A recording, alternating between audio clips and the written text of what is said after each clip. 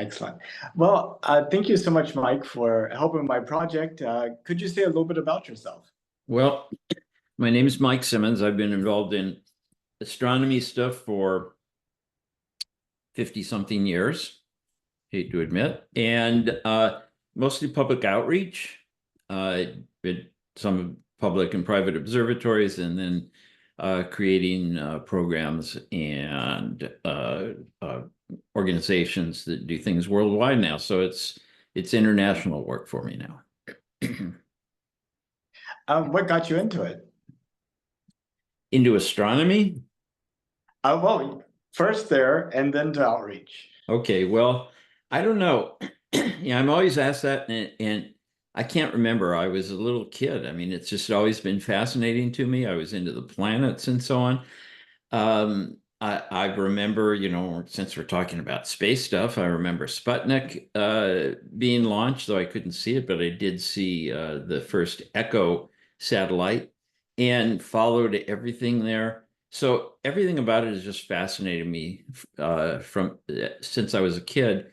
And I didn't have the opportunity to get the tools I needed, which would be resources like a telescope and the knowledge to be able to find things.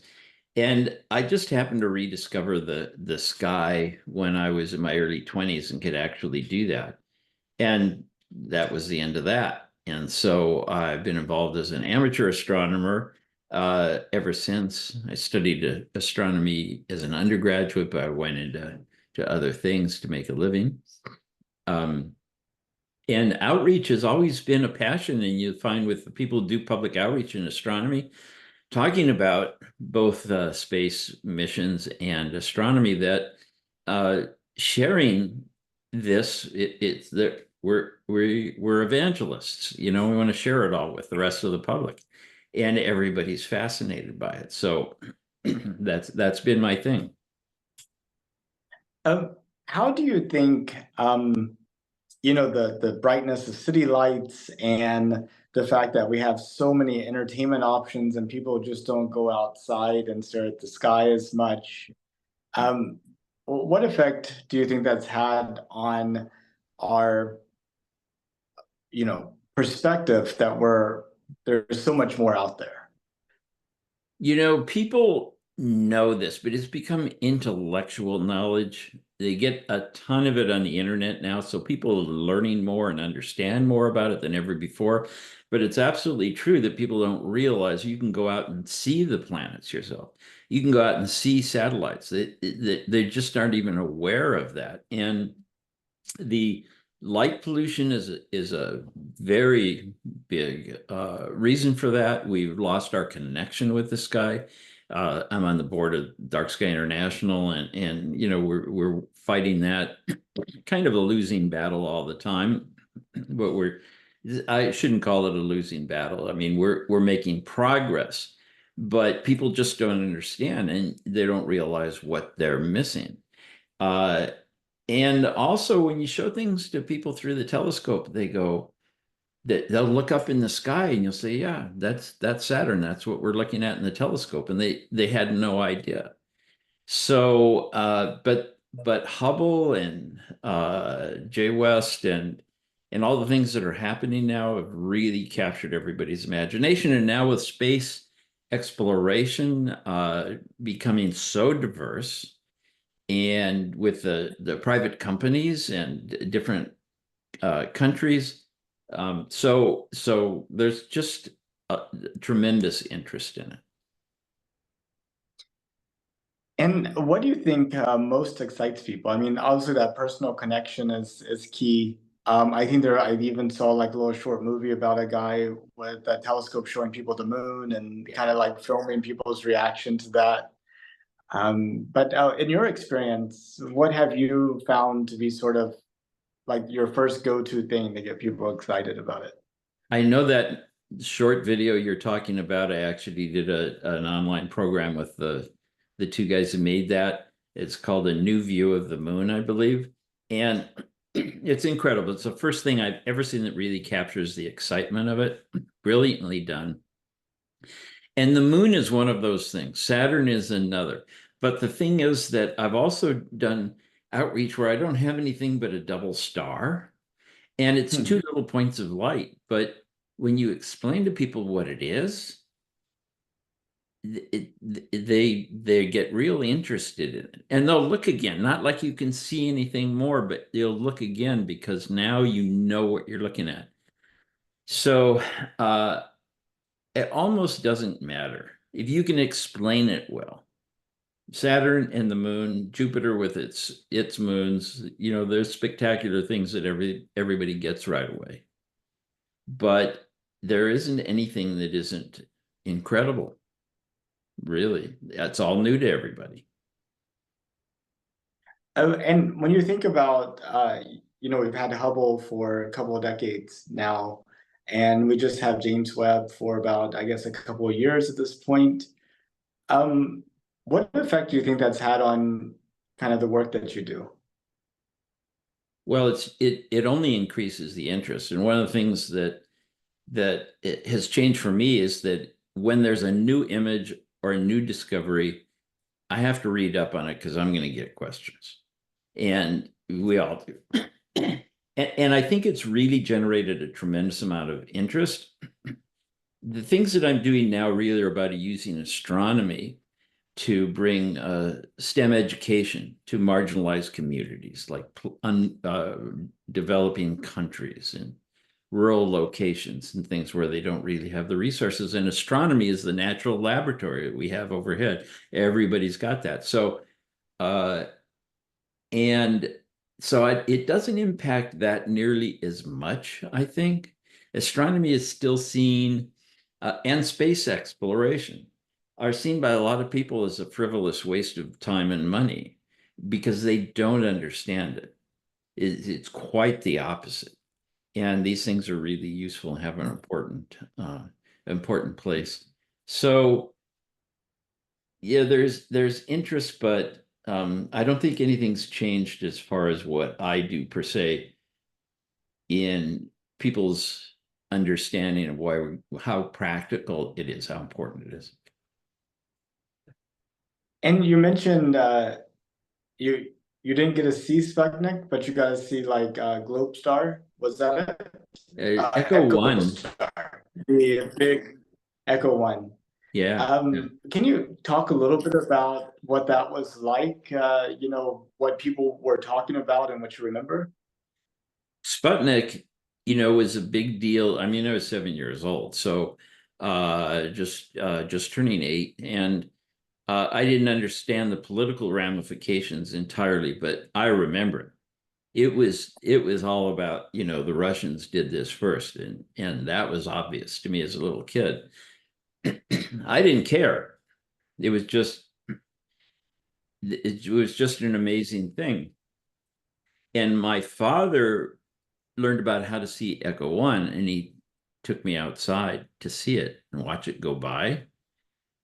Uh, I don't know how to even explain it. It was just awesome in the sense of I was awed by it. That this is something that we put up there and it's orbiting the Earth. It's a new moon. That's the way they described satellites back then. It was a new moon orbiting the Earth.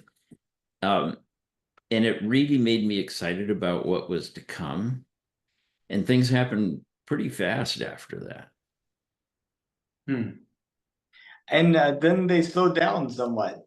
Uh, I mean, with like the shuttle and kind of uh, before the station and then maybe after the station kind of, I mean, it's like I mean, back during the 60s, it really felt like innovation is happening quicker than you could realize. It felt like what SpaceX is doing with Starship, actually. Yeah, it was very fast. Everything came quickly, and I followed it all, and it was all really amazing. And then after Apollo, it seemed like it sort of all stopped. It seemed like that to a lot of people, the same with the shuttle, because the only thing they really paid attention to was people in space. And most people, Hmm. if you ask people around, maybe you've done this, if they're aware, people are aware in this country that we have people in space all the time on the space station. Lots of people don't know anything about that. And so it doesn't grab the public's attention because it's not new anymore. Um, but things really expanded in so many ways because I was following the first Mariner spacecraft to go to Mercury and Venus, and Voyager going past Mars, and these were incredible things, you know. And I don't know if anybody else paid any attention to it. And all the things that are up in space now, looking back at Earth and looking farther beyond. So space exploration kind of gets bad rap because people don't know about it. But it isn't just about putting people up there. It's putting us up there. I mean, you know, we are in space. We are out at the planets because we have these robots that are out there doing these things. We don't have to have people there. I mean, it's cool when we do, but you know, that's a hard thing to do. Absolutely. Yeah, I mean, it's almost kind of cooler to be like there virtually. That way you can kind of be both places at one time. Oh yeah, and you know when some of the missions that have landed on Mars with rovers and things like Pathfinder and Curiosity, those were a big deal, you know, when they happened. Then they were all around there collecting, exploring Mars for us for the next several years. Nobody knows that they're still up there, you know. It's just depends on whether or not it hits a news cycle. I talk about news cycles. You must be aware that we're planning to send astronauts back to the moon. Yes, of course. Would you believe that most of the people I talk to at Starbucks on the street, you know, just out and about, have no idea that we're going back to the moon? Doesn't surprise me. They'll know about it when it's about to happen, you know, because that's what'll get on the news. But us nerds, you know, we know about it. We're following that. But it's not part of their daily lives like it is with us. What do you think about us going back to the moon?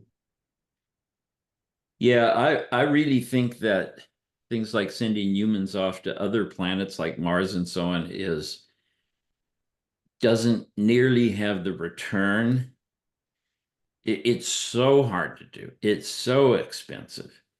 And we can do so much more with robotic missions, but the romance of it, you know, and landing people on the moon, that was the most extraordinary thing, just unbelievable. And, you know, young people that I meet around the world always talk about, you know, Apollo. They weren't even born yet, Mhm. but they talk about it as a big deal.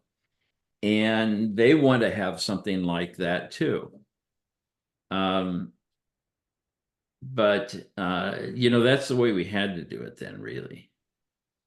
And we don't have to now. I think it's still the moon is hard, but you're a quarter million miles away. I mean, that's just right next door. We don't have to travel for 2 years to get there. Well, even more importantly, always a quarter million miles away. Yes. Well, that's, yeah, absolutely. It's a good point. Mars comes, you know, within what, 30 million miles or something, but then it goes way far away and you're stuck there for a while. Uh, but I actually, I'm excited about it. As much as I think maybe we'll get more return from the uncrewed missions, I think it's still exciting. I think we'll benefit from it. I think the space program will benefit from it. And I just hope, you know, it brings new things and it doesn't just happen and stop like Apollo did. Now, you got to see Apollo 8 the first time that astronauts went around the moon. What was that like to actually hear the stories that these people told about actually seeing Earth from that perspective and getting to see that Earthrise photo and things like that? I don't, Apollo 8 doesn't get enough attention. You know, Apollo 11 was the first time we landed on the moon, but it's not the first time we went to the moon. No one had ever seen the other side of the moon, which is tidally locked, so it always shows the same face to us. The Russians had sent some orbiters around and gotten pictures, but photography was not that great then, as far as being able to send it back. So it was a look, but it wasn't much. Actually, having people orbiting the moon, that was they didn't travel what 100 miles down or less, 60 miles or something down to the surface and walk around, but they were getting a view nobody had ever had before, even of the front side. And it was we crossed the ocean for the first time. We'd landed on the shore. We just hadn't gone any farther. It was an incredible moment, and I stayed up late and I watched that with my mother, uh, and it was really moving. And I think Apollo 8 doesn't get its due. Now you mentioned also seeing Earth from a distance like that, and this is the overview effect, being able to see Earth just as a planet. And that's something I'm involved with some with Frank White, who coined that term, wrote the book about it. And not all astronauts got that. I talked to Charlie Duke, who went to the moon. He said he didn't get any epiphany or something. It just didn't happen to him. But the ones that do, it just changes your view of everything. And seeing the Earth, it's not just looking down at the Earth. It's not just not seeing the borders like on a map. It's seeing the Earth surrounded by stars, just like any other planet. It's just not what we're used to seeing, and it really throws the astronauts. And from farther away like that, the Earth is small. It's 4 times bigger than the moon. It's not very big in the sky from the moon.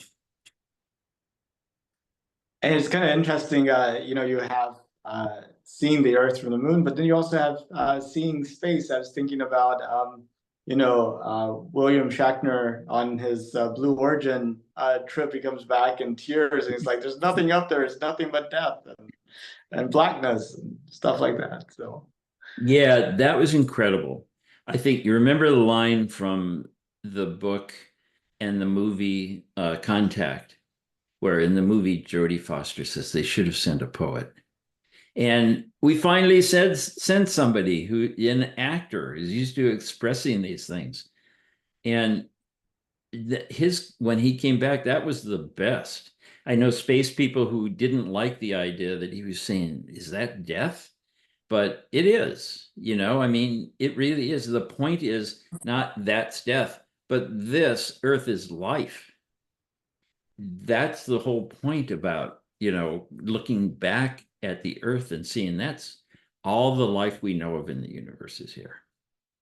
So that was really, really extraordinary. And the astronauts who went to the moon weren't able to express themselves like that. We need to send more poets. well, I think that was sort of the intention of the Dear Moon project. I Yeah. know it's been canceled, but I'm sure there will be follow-on projects by other people and other opportunities and things like that. But I was just wondering if you were familiar with that and if you had any thoughts on sort of the intent behind that. Oh, it's fantastic. I don't know a lot about it. I know about what was planned, and I thought it was great. I wanted to be on it, but who wouldn't? And but I think it's a great idea, and I think there will be more people. I don't know if getting in the moon and back is pretty hard. So, it'll get done, and we'll have other people who will make it, who aren't necessarily professional astronauts trained for their abilities for functioning in space, keeping spacecraft going, and so on. It used to be all engineers and test pilots. Um, so we'll get there, but it's not just, okay, let's do this and we do it. People think that Apollo was easy, you know. Well, they didn't have all these cancellations and all these problems. Yes, they did. Nobody remembers all that stuff. It's hard.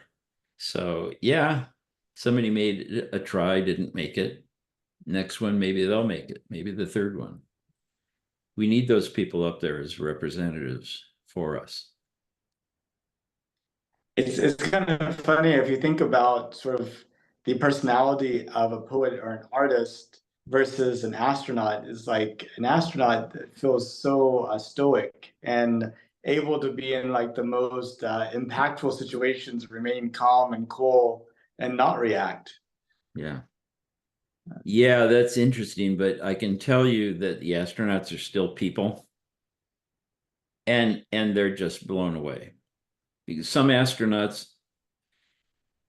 just prepare as much as they can for the view of Earth from space. And then they say, I was completely unprepared. And there are some who have their way. There are artists who've been up there. Nicole Stott, who I know is an artist. She did the first oil painting in space on the space shuttle with some special oils so they wouldn't go all over and get into the equipment. And she's done some paintings of things done from photographs that she took from the shuttle that are completely different and really give a feeling. Not just these flat things. Alan Bean, who went to the moon, was a really good artist, and he did a lot of things, including things about the moon itself. So we do have more people doing things like this now, but not as famous as William Shatner.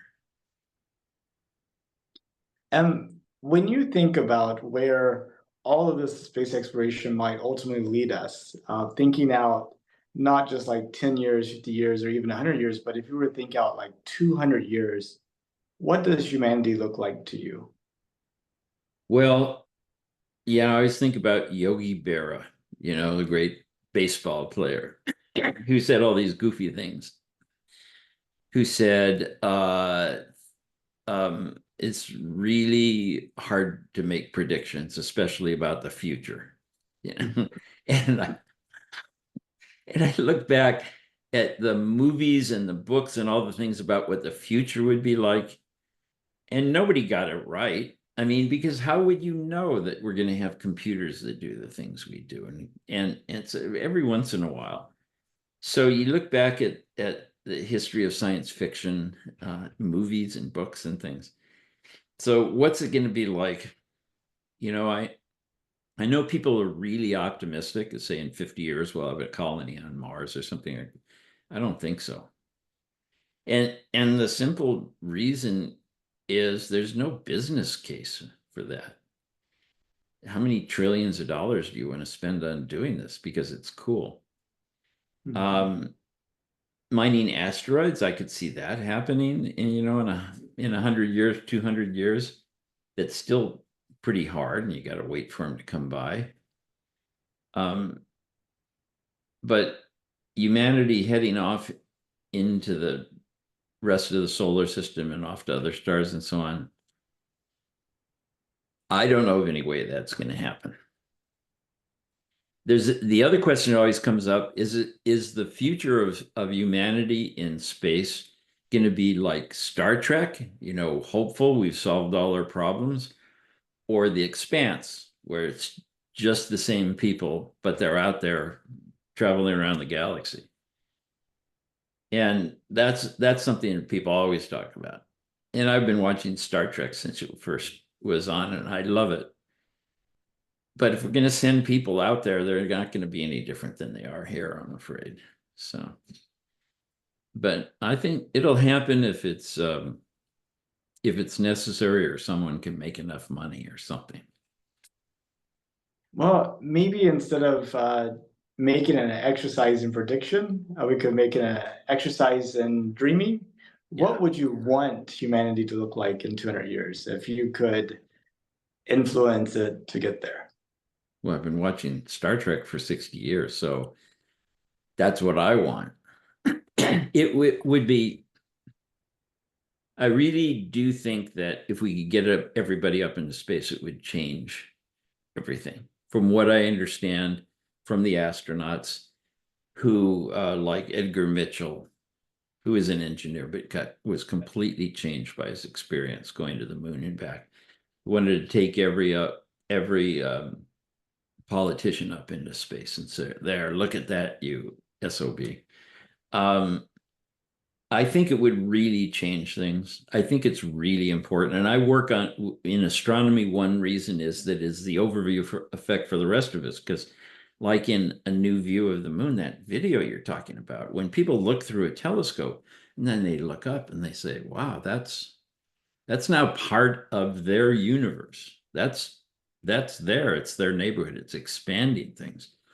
And I think all of this is really important to get people to realize that we're just on one little planet, like Carl Sagan. I'm not going to try and repeat anything that Carl Sagan ever said, but in a pale blue dot.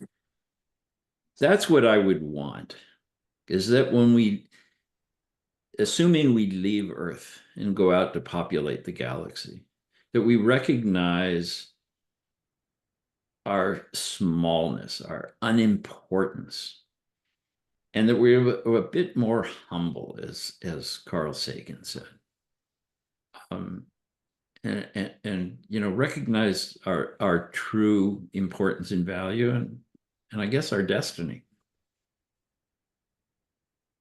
It's interesting. You mentioned Star Trek. I feel like Star Trek was such a cultural phenomenon that offered that positive collective a view of what we could become, that even people that didn't watch the show were at least familiar with sort of the setup and what it had.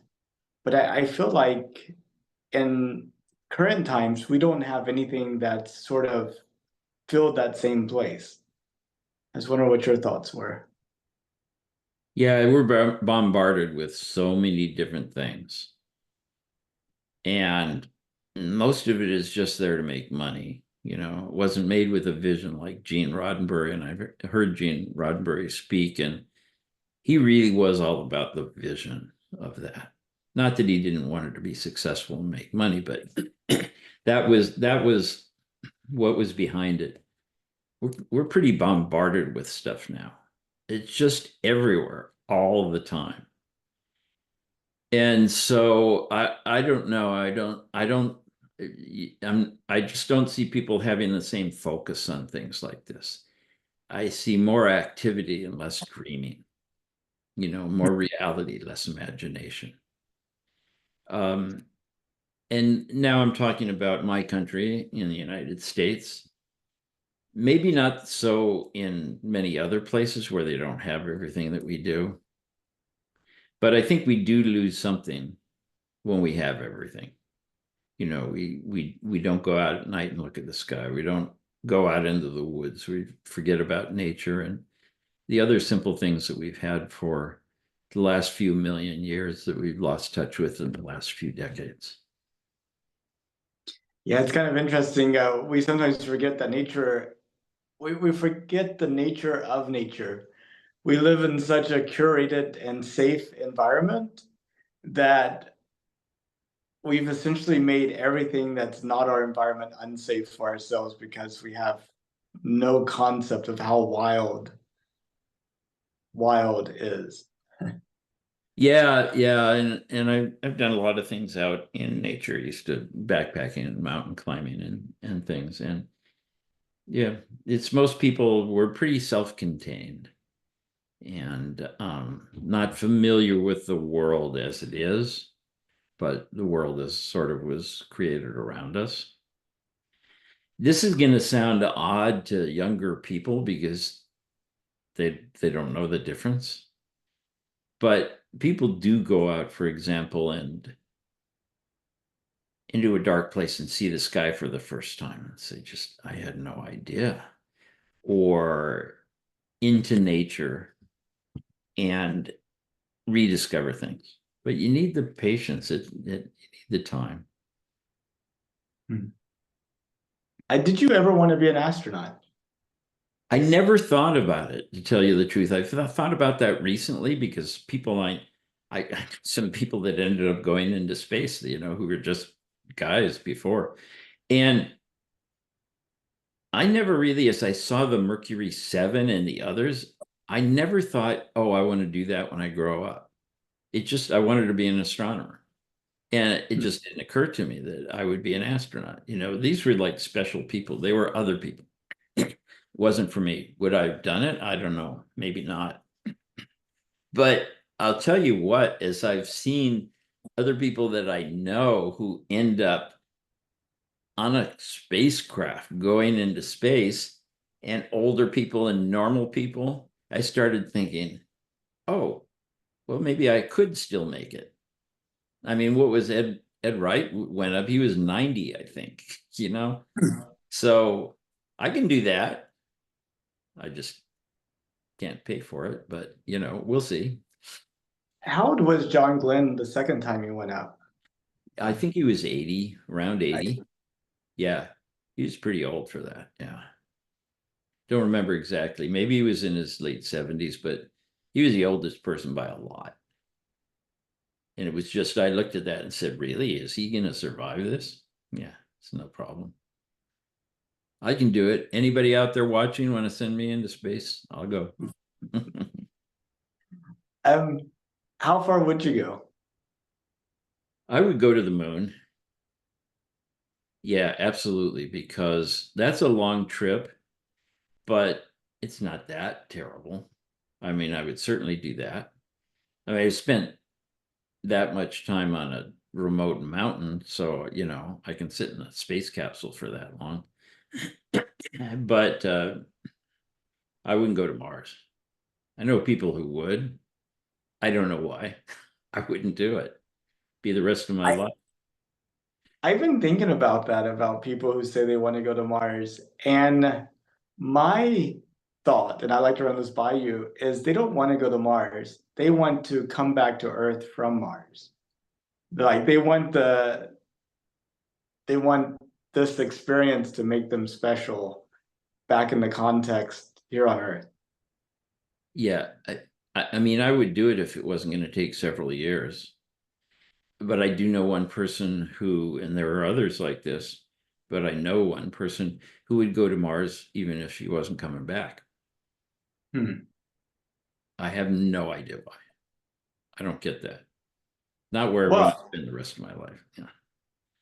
I think before going to Mars, maybe spending 2 years on top of that mountain you were talking about, and then say that's essentially the experience you're going to have. But Yeah. Yeah. No, I mean, I haven't been more than a couple of weeks in the mountains, but it's 2 years. That would be too much for me just doing that. And it's a lot better than being on Mars.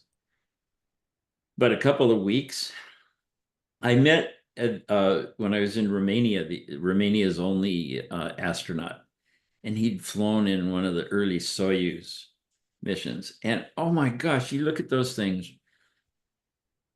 They refer to these guys like in Mercury and stuff as spam in a can. I just, yeah, I don't know. Orbiting around in a thing like that for days at a time or weeks. No, not one of the things being made to go to the moon, I could probably handle that.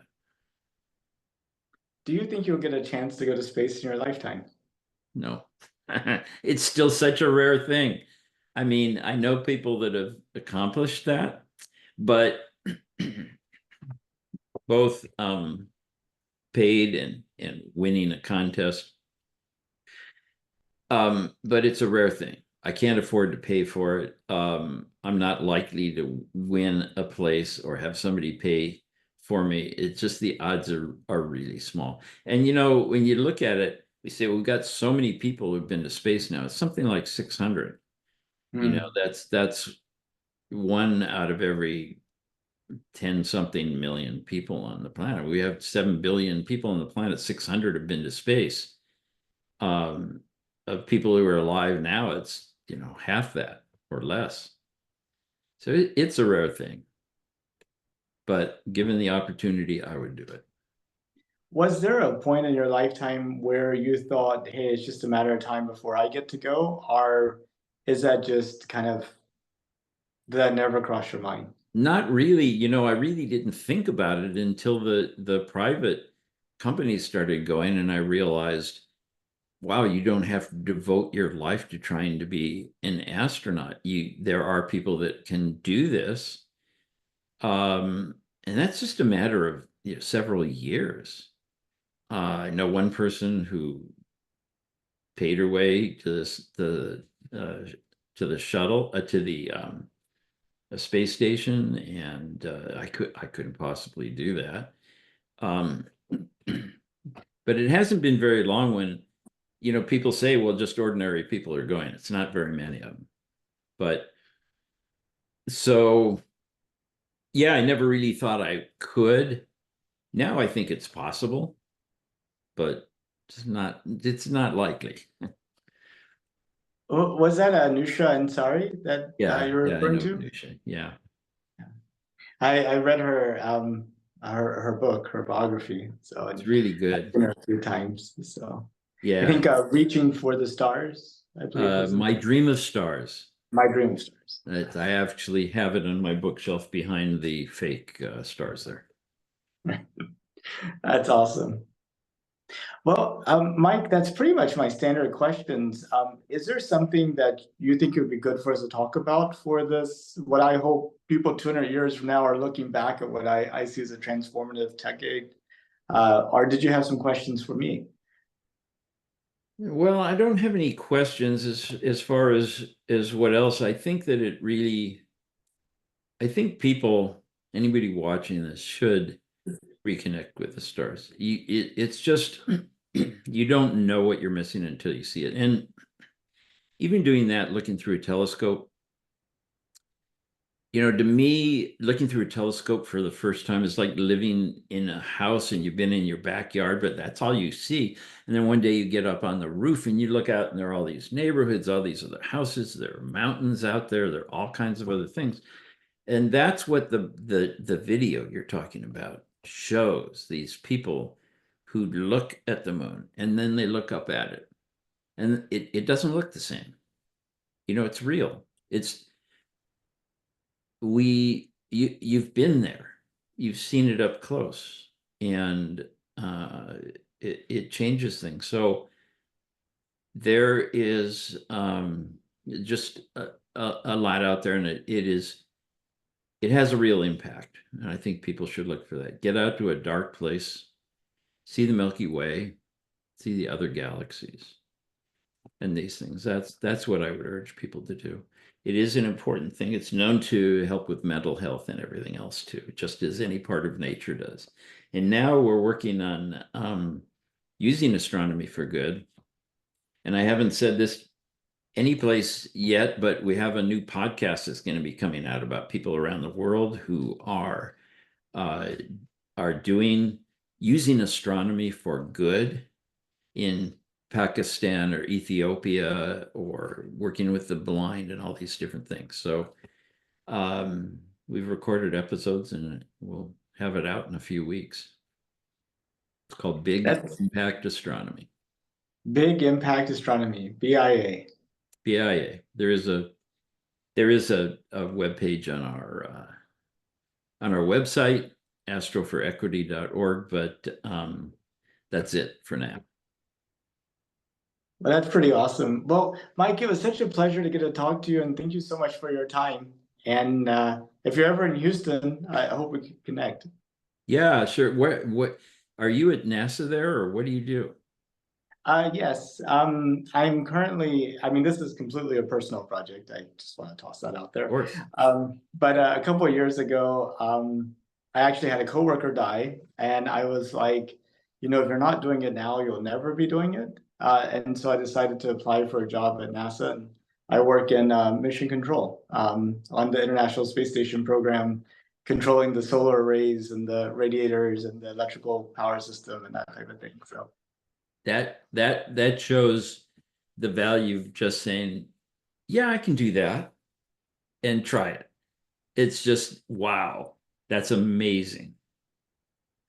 I it's been really thrilling for me to be here and to be surrounded by such smart and inspirational people. So Well, you're one of them. And this, your project here, the podcast, when I heard you doing an episode a day, I thought, well, this person is completely insane. But then I saw what you were doing and I thought, well, this is really cool.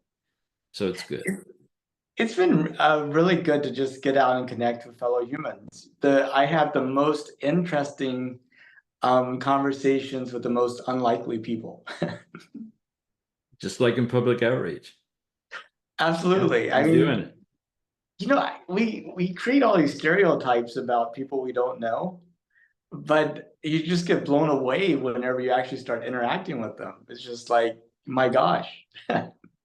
I that's what I found because I've traveled to a lot of unusual places. You know, been to Iran many times and Iraq a couple of times and Ethiopia and Northern Africa and things like that. And after a while, it's just the same. It's just, situation is different, but the people are all fantastic. It's just there's no real difference between us, especially when we're sharing the same sky. Absolutely. We're all in the same spaceship. That's right. But it's been Well, a Mike, pleasure too. So thank you for having me on. yeah, thank you so much. And I look forward to staying in touch. Okay, we will. Okay, bye-bye. Bye bye.